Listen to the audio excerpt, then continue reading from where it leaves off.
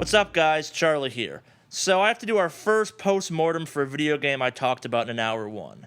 And unfortunately, postmortems are going to be if I was just wrong during the hour one. If either I was complimentary of a game that when I finished it I wasn't a fan of by the end, or on the flip side, if it was a game that I wasn't complimentary of and maybe gave a second chance to or gave it a little bit more time and it suddenly got good.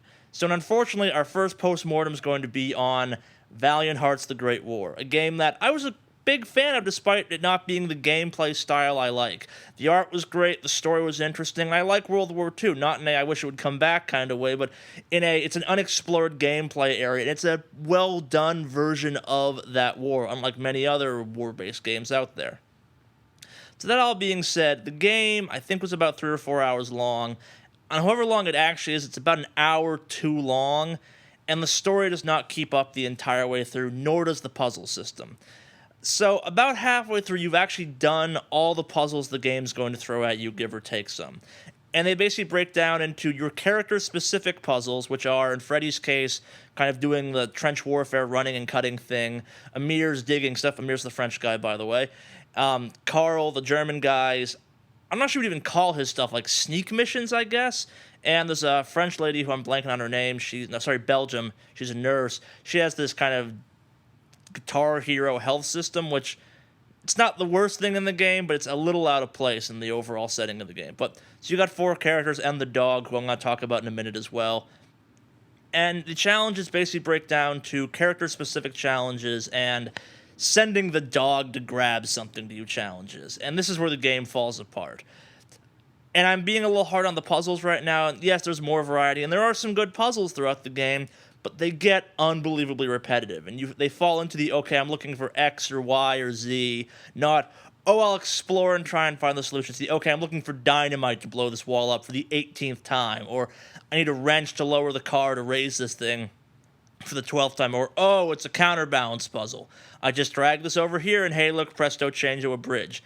And again, it's a puzzle game, so it's supposed to have this kind of stuff, but I've played puzzle games that didn't give you the same puzzle this many times in a row, and by the end of the game, it gets really aggravating because it almost gets insulting. And on that same note, as the story ramps up, the tension of the game does not keep up with it.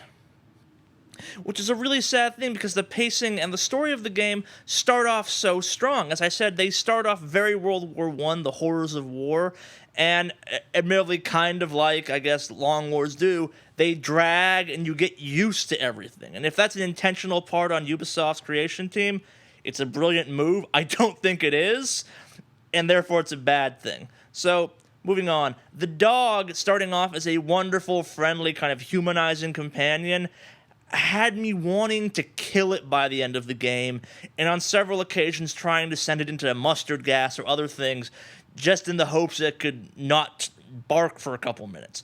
The dog has all of like 3 barks the entire game, and you'll hear them about 1 billion times as you use them more to solve puzzles. And moving on from the dog, only 2 of the 4 characters have good missions later on, if that makes any sense. As much as it pains me to say it, Freddy and the Doctor Woman, who I wish I remember the name of, are the only ones that I actually cared about by the end. At least in Freddy's case, his story ended about 45 minutes, maybe an hour shy of the rest of the game.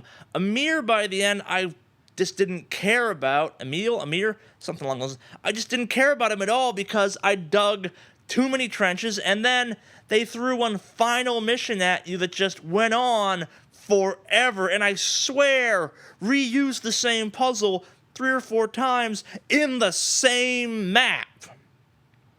And then you have Carl, the German guy. You eventually wind up playing as him. I hope that doesn't spoil things for people. And he's off to try and rescue his family.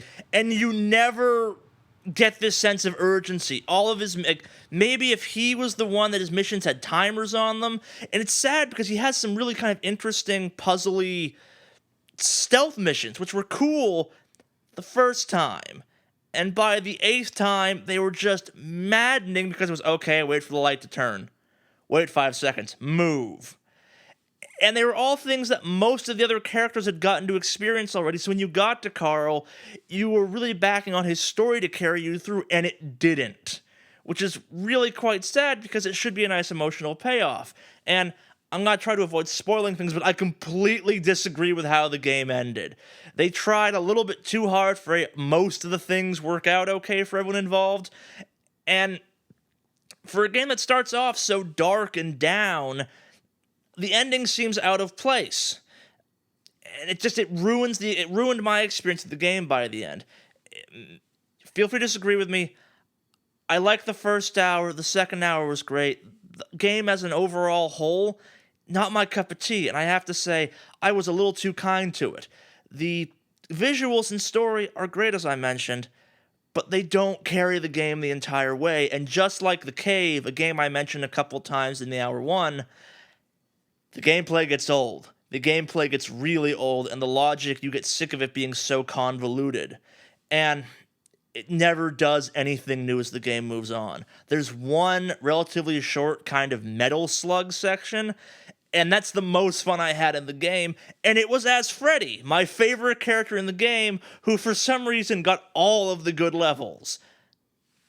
And I got some other pet peeves, like the fact that you'll find wire clippers in the game, and they break after one use, when Freddy's work every single time. And yeah, it's his action, or whatever you want to call it, action skill or something like that. But still, make me swap them out. Just don't break the wire clippers. It's super stupid when you do that.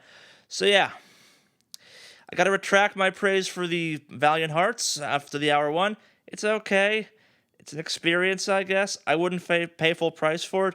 If you can wait for it to go on sale, or maybe it'll wind up for like free on PSN Plus or Xbox Gold or whatever it's called. But yeah, don't rush out and get it. It starts off good, really dies by the end.